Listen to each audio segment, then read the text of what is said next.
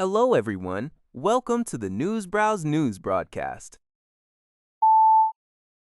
Three men from Hamilton, Ontario, have been charged by U.S. federal law enforcement officials for allegedly attempting to smuggle 89 firearms into Canada.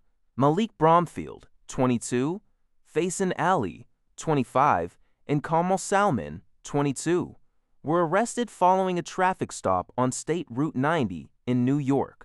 Authorities discovered an unusually heavy suitcase containing a large number of firearms, including short-barreled rifles and stolen weapons, after a canine unit detected the potential presence of narcotics.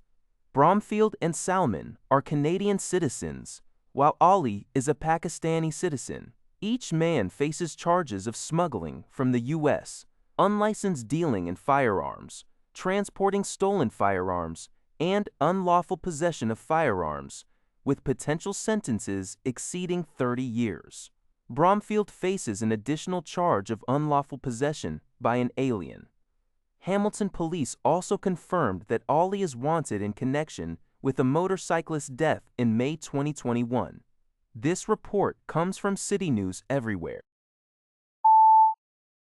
The Canadian press reports that Quebec initiated a digital health dashboard pilot project on Saturday, despite facing criticism regarding potential security breaches and technical issues. The system, developed by Epic Systems, was first implemented in Montreal and Mauricie. Its primary objective is to modernize healthcare administration by replacing traditional faxes, paper forms, and manual scanning with a digital platform. The government anticipates that this new system will enable clinicians to receive real-time alerts, thereby reducing duplicate tests, enhancing care coordination, and ultimately improving patient safety. The project is projected to cost Quebec $400 million for development and implementation, with $329 million already spent. Health Minister Sonia Bélanger has urged the public to be patient, acknowledging that the system may experience initial bugs and glitches. Erica Bailey, Technology VP of Santé Quebec, stated that initial issues were mainly connection problems, with most already resolved and no security breaches reported since the rollout. The full integration across the healthcare network is estimated to cost between $1.5 billion and $3 billion, merging approximately 400 different IT systems. Annual operating costs are expected to be around $100 million, while saving at least $120 million per year. A tragic incident occurred Friday evening in Ottawa, as a 2-year-old child drowned in the Ottawa River following a comprehensive search and rescue operation. According to Global News, the Ottawa Police Service responded to reports of a missing child near the Kichi-Zibi-Micon Parkway shortly before 7 p.m. A large-scale search involving neighborhood officers, the Marine Dive Team, tactical officers, and the Air Support Unit with assistance from the Gatineau Police Service was swiftly launched.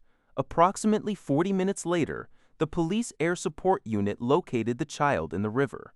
First responders immediately brought the child ashore and initiated life-saving efforts before transporting the child to a hospital, where they were later pronounced dead.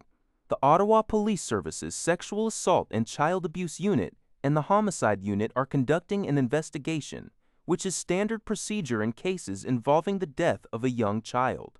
Support services have been extended to the grieving family and the first responders involved in the operation. The investigation is ongoing. According to CTV News, the 5 candidates vying for the leadership of the opposition BC Conservative Party are participating in their final debate today in a global TV studio in Burnaby. This critical 90-minute debate, airing on Global BC and other platforms, marks the culmination of a campaign frequently defined by ideological disagreements concerning issues like land acknowledgements, diversity policies, and education. However, all 5 hopefuls, including Ian Black, Caroline Elliott, Carrie Lynn Finley, Peter Millibar, and Yuri Fulmer, are united in their commitment to repeal the Declaration on the Rights of Indigenous Peoples Act. Furthermore, they largely concur on strategies to revitalize the provincial economy through measures such as tax cuts, streamlined permitting processes, and overall efficiencies. Today also marks the day ballots are being sent to over 42,000 party members, with the new leader expected to be declared at a convention on May 30. That's all for this video.